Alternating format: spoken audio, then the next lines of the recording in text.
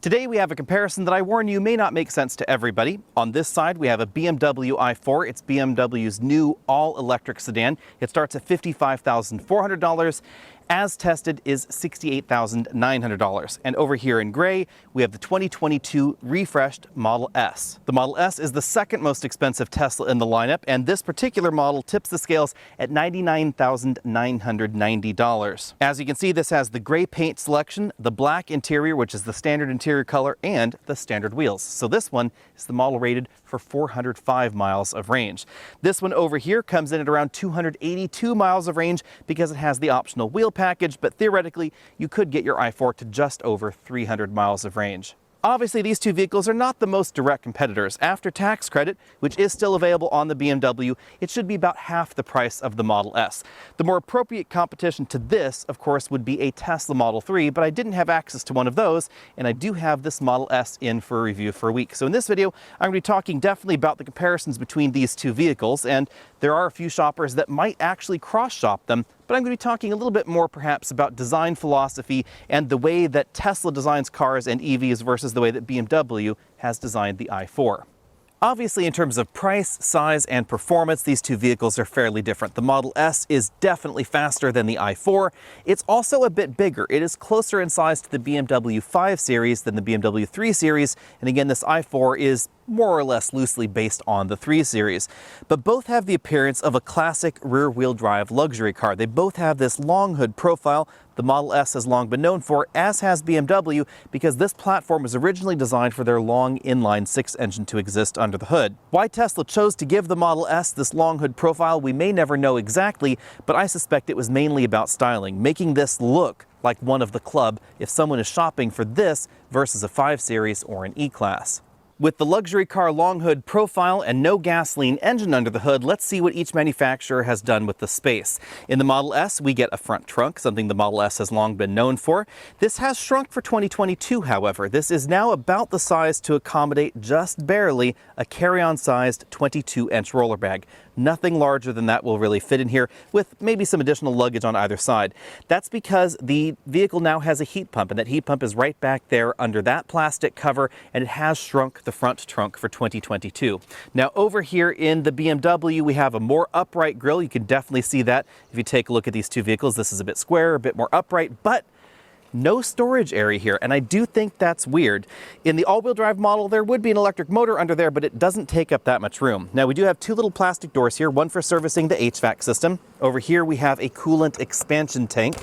And if we lift this up, you will notice there is a ton of empty space in here. This entire area, you can go way in there and take a look at that electric air conditioning compressor. Lots of room. I could probably put a 22-inch roller bag in there. In fact, I'm curious. Let's really see if this works. Let's take the plastic cover off. Let's pop a 22-inch roller bag in here. And then, I'm curious, ooh, the hood almost closes. So yes, BMW could have given us a front trunk if they chose to. They simply chose not to. In terms of their profiles, the two vehicles are pretty similar. The Tesla is definitely a little bit lower to the ground. It has the adaptive air suspension standard now. 285 with tires in the rear, 255s up front, so really wide, grippy summer tire standard. Over here we have 245s up front, 255s in the rear, and this particular model is a rear-wheel drive only vehicle. If you want the dual motor setup at the moment, that is the i4 M50. That's going to get you more power and all-wheel drive, but you cannot get this level of power and all-wheel drive. You'll notice that they're both liftbacks. The liftback openings are a little bit differently arranged. This one is a little bit higher up, a little bit easier to get into. This one actually, if you're a little bit taller, you may end up bopping your head right there. But cargo area, it's actually somewhat similar. Now on the spec sheet, the i4 looks to have a very small cargo area, but I think it's the measurement standard that BMW is using. The one in the Model S is definitely larger, but it's not as much larger as you might imagine. Most European vehicles tend to use a measurement standard where anything above the rear seat headrests is not counted. As you can see, there's not too much above those headrests, but there would be a little bit of extra space. This cargo area is a little bit narrower than the one in the Tesla. And if we lift up the load floor, we have a subwoofer under there and just a tiny amount of additional storage space. This has the travel EVSE that is included with the vehicle right over there. Now the EVSE that BMW includes with the i4 is a dual voltage model, so you can charge faster at 240 volts. It should be noted that at the moment there is no EVSE included with the Model S. Tesla has actually discontinued that as of this week. But if we look over here, we definitely have a cargo area that's a little bit longer, a tiny bit squarer in reality, even though it kind of looks like it might be a little bit more low slung, and tons of storage space right there under the load floor. This is a very deep storage well where you could put 22-inch roller bags. When comparing the two cargo areas, it's important to remember that the Model S is a wider vehicle than the i4 because, again, it's a little bit more in keeping with that next size category in luxury sedans. It's a bit more like the E-Class and the 5 Series in terms of dimension. Once upon a time, Tesla offered the Model S with smaller battery packs and single motor options, but that is not the time we live in. All Model S's are going to get a 100 kilowatt hour battery pack, and all vehicles are going to be all-wheel drive. You simply have the choice of the dual motor setup, which is what I'm driving, or the tri-motor plaid model if you want to go absolutely crazy. This model will go 0 to 60 in 3 seconds even if you use launch control, and the motors produce about 670 horsepower total. But really, the performance numbers are more important than the horsepower numbers on a modern electric vehicle. Over here, this BMW is the rear-wheel drive model. It will go 0 to 60 in about 5.5 seconds, so definitely slower than this one. It produces 335 horsepower from a single electric motor on the back. If you want all-wheel drive, that would be the M50 version that would add an electric motor up front for just over 530 horsepower. According to BMW, that model will go 0 to 60 in 3.7 seconds, so performance-wise, the i4 slots sort of in between some of the other 4 Series models. This version is not going to be as swift 0 to 60 as the M440i, but the M50 is definitely going to be a little bit faster. And the battery pack is going to be a little bit smaller, just under 84 kilowatt hours on this battery pack, just over 81 kilowatt hours of that is usable. So BMW is really pushing the envelope as far as allowing you to use more of the battery than most mainline EV manufacturers, and in that respect, a little bit more like Tesla. The interior in the BMW is pretty familiar if you've been inside a BMW, and therefore a little bit more comfortable if you're just tiptoeing into the electric realm. We have a moonroof that opens rather than the fixed pane of glass we find in the Model S. 4-way adjustable headrests, seats that are a little bit more adjustable. These offer a manual extending thigh cushion, something that we don't find in the Model S or any modern Tesla. Slightly more aggressive side bolstering as well. Lots of ambient light strips across the dashboard. Again, a very traditional BMW design for the most part, except for this new iDrive 8 setup in the dashboard. One really interesting thing is the way it's mounted to the dashboard. It has this like little arm over here on the passenger side that kind of kicks out from the dash, so you can see the dash continuing right underneath it. And we have identical screens for the infotainment system and the instrument cluster over here, except of course the instrument cluster is not touchscreen.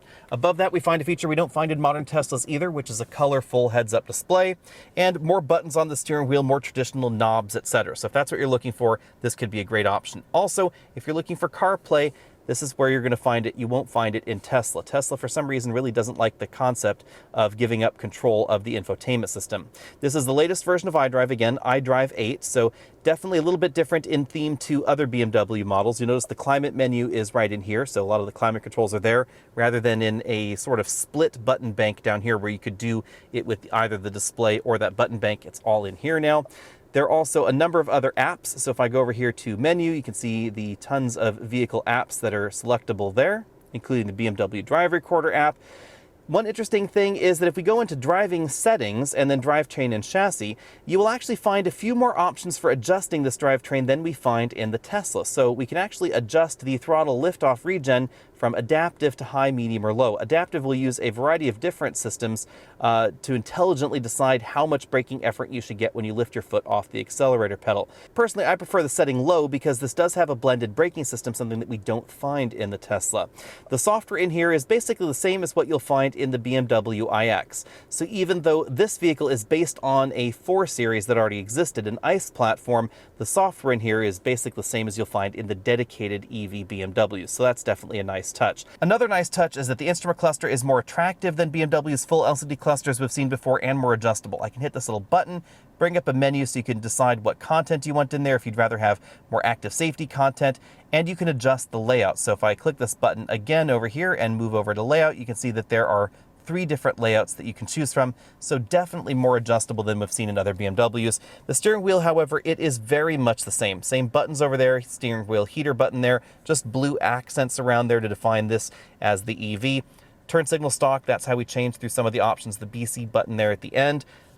stock over there for the windshield wipers, regular old shifter here. It's a joystick style, so there's an unlock button there. Pull it back for drive, pull it over to the left for the B mode, that's for enhanced engine braking, regular start-stop button there, and then behind that we find a pretty typical center console lid. Now, one downside to this being related to the 4 Series is we still have the driveline hump that runs through the entire vehicle, so this center console is a lot bulkier than it probably really needs to be. And you'll definitely notice that if you hop into the back seat, there is a lot less legroom going on in here. This front seat's adjusted for me at 6 feet tall. You can see I don't have a great deal of legroom left, but I do have climate controls right back there on the center console. A little bit more room over here if you move that front seat quite far up. Headroom is something of a mixed bag. Up front I have about half an inch of headroom left, but my head's not actually on the headrest. I have to kind of crane it to one side in order to do that because of the way this ceiling is shaped. The rear seats offer a split 40-20-40 folding design, so the center section can fold down, giving us a large cargo pass through to the rear.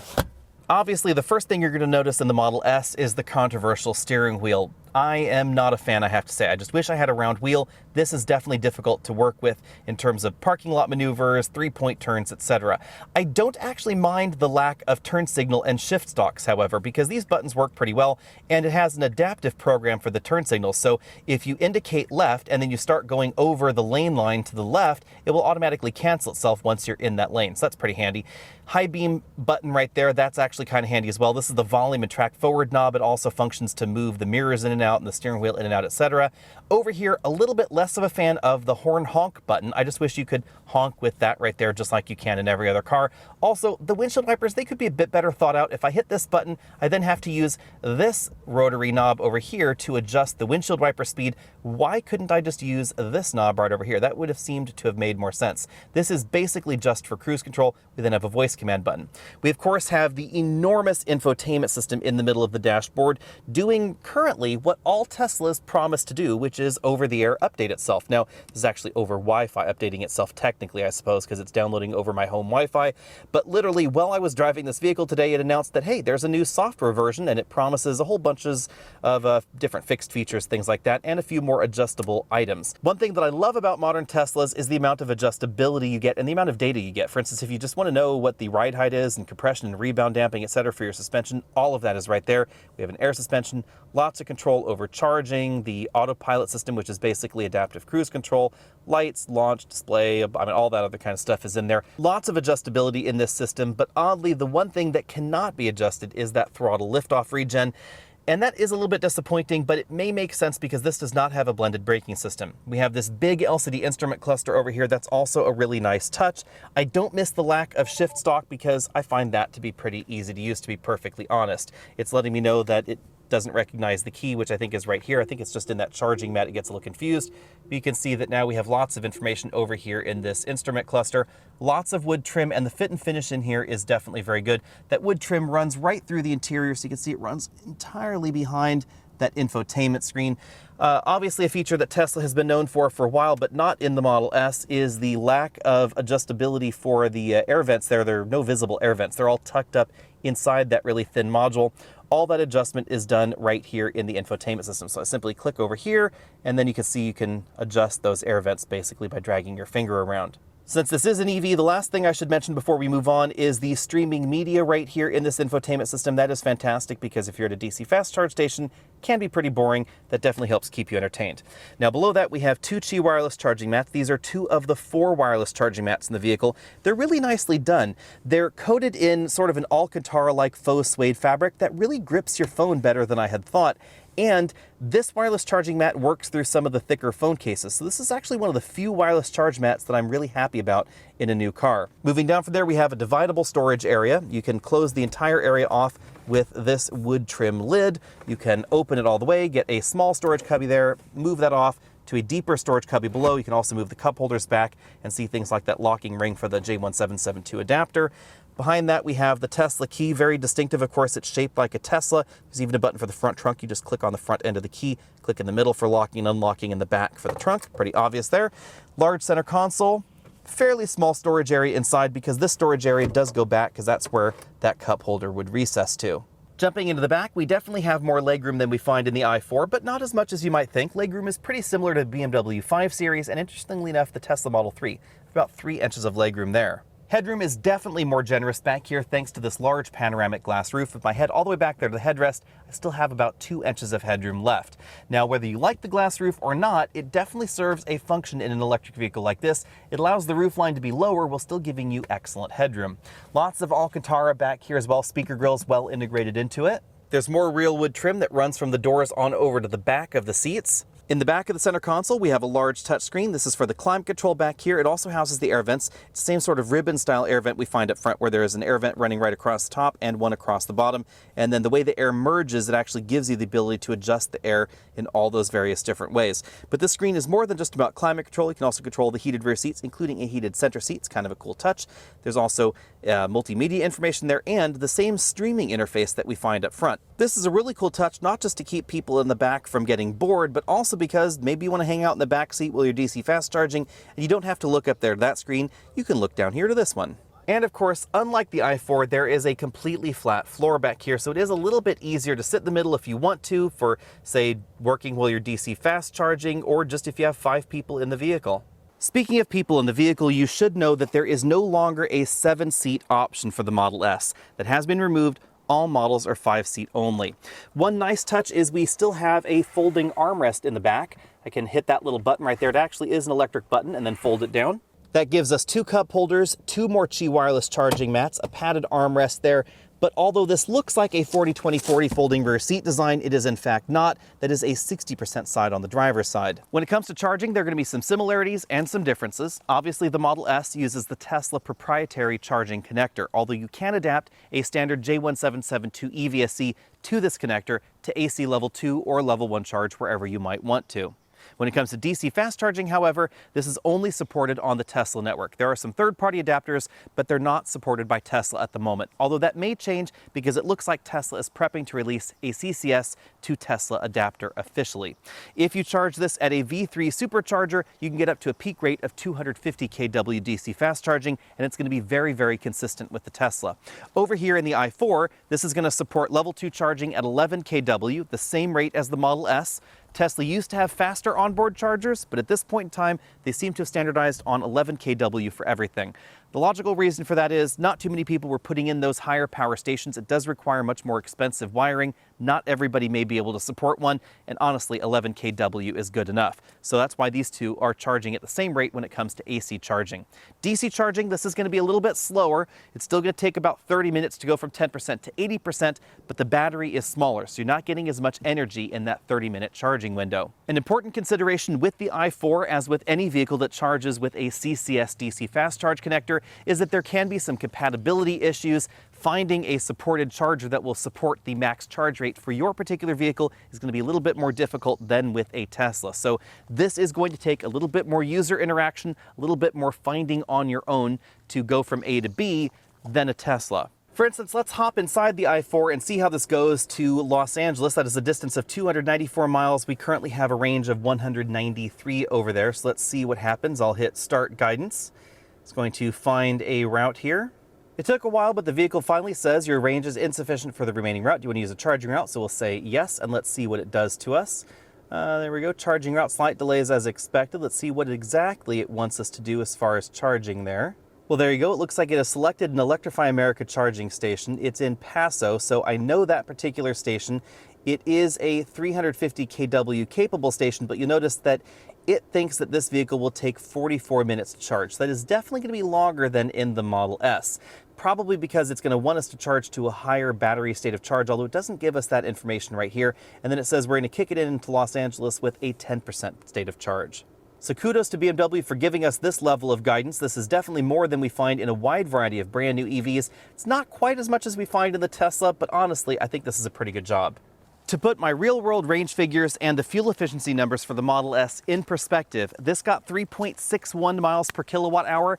This was around 3.4, treating it gently. And the i4 is a single motor vehicle with all-season tires, not summer tires, and considerably skinnier tires as well. 245s up front, 255s in the rear versus 255s, 285s.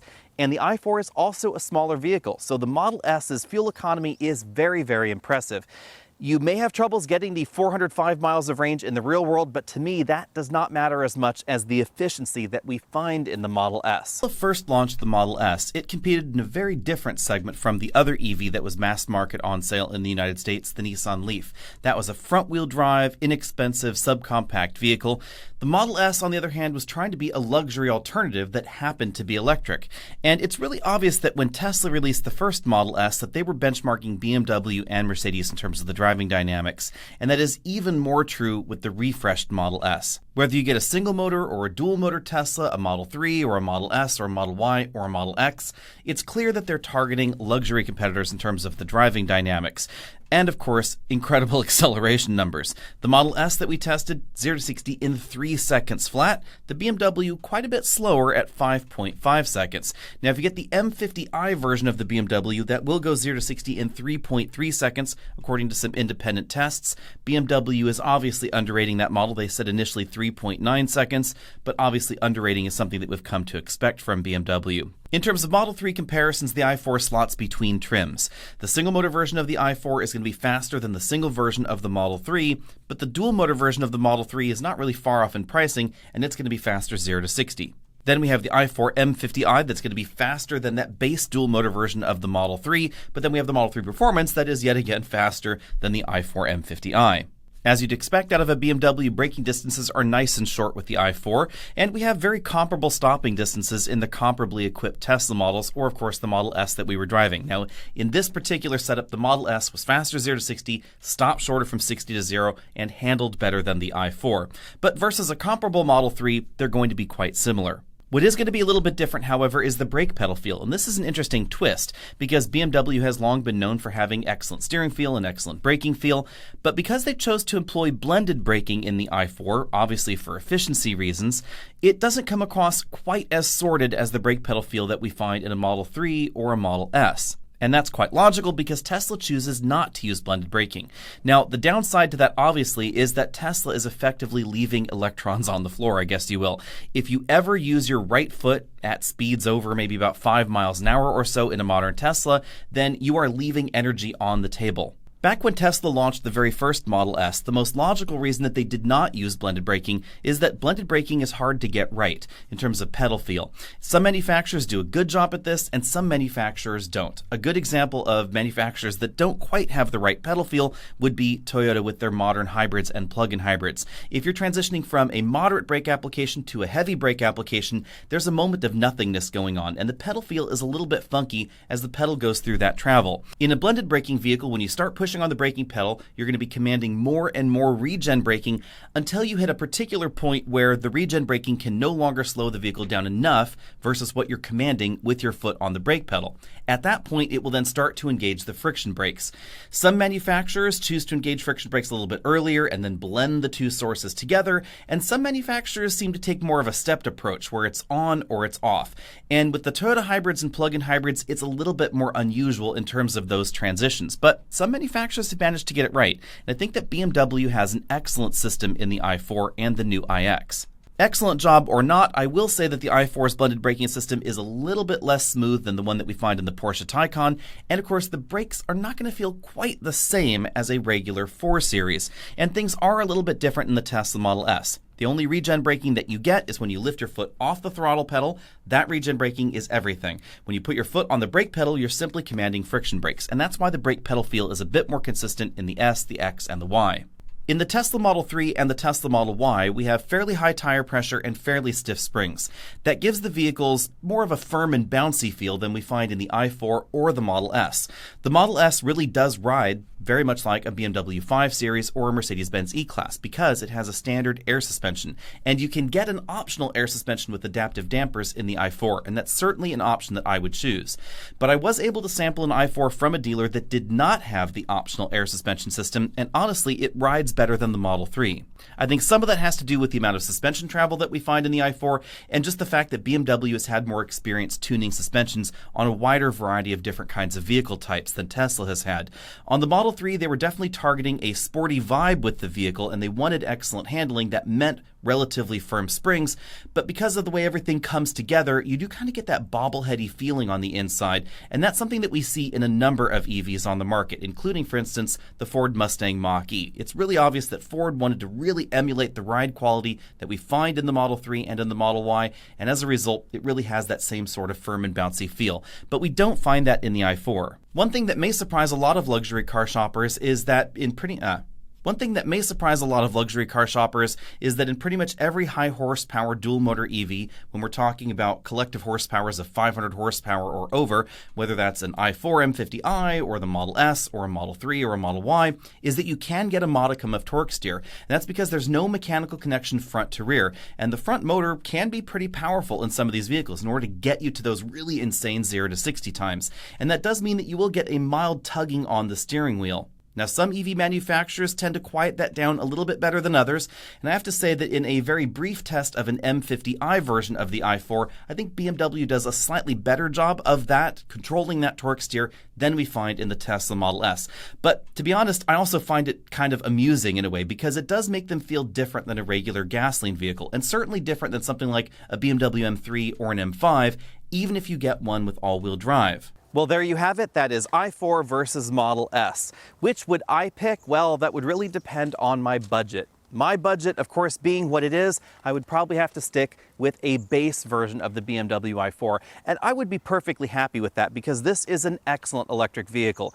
If you're looking for a BMW 4 Series and you want to go electric, that is what this is. Pros, cons, obviously will depend on your preferences for things like a flat load floor, a front trunk, perhaps a little bit more cargo area, etc. But if you're looking for a vehicle that feels just like a gasoline car, only happens to be electric, happens to be a little bit faster, and definitely has that electric car feel, that's exactly what this is. Now, if you want to take things to the next level and you want to get the latest in DC fast charging, routing, infrastructure management, that kind of stuff in your infotainment system, that's going to be this. Streaming media, that's going to be this. If you want the most insane 0 to 60 times and better handling, that would also be the Model S, but it's going to cost you, and it's going to cost you about double the BMW i4, because this has a federal tax credit on it of $7,500. This does not, so this is going to be at least $100,000. Of course, on top of that, there are going to be upcharges if you want the snazzier wheels, if you want the lighter interior color options. I do like the black and white interior option. That's personally what I would select. Now, a number of years ago, I would have said that if you wanted better handling performance, better suspension tuning, better fit and finish, better build quality, etc., to pick the BMW, but honestly, those days are over, and now the Model S is finally up to the standard that you would assume a $99,000 car should be at. The body panel gaps, etc., are all pretty normal, very comparable to this BMW 4 Series, to be honest. You definitely notice here and there that there are some body panels that are perhaps a little bit misaligned on the Model S, but also over here in the i4, this door panel gap is not quite even top to bottom. Neither is the hood gap on one side or the other. So to be perfectly honest, if you're being very picky about panel gaps, neither one of these vehicles would be right for you. You should probably get a Lexus. But for the average BMW shopper, the Model S is going to be just fine. And when it comes to driving dynamics and handling, the continual improvements that we've seen in the Model S have definitely paid off.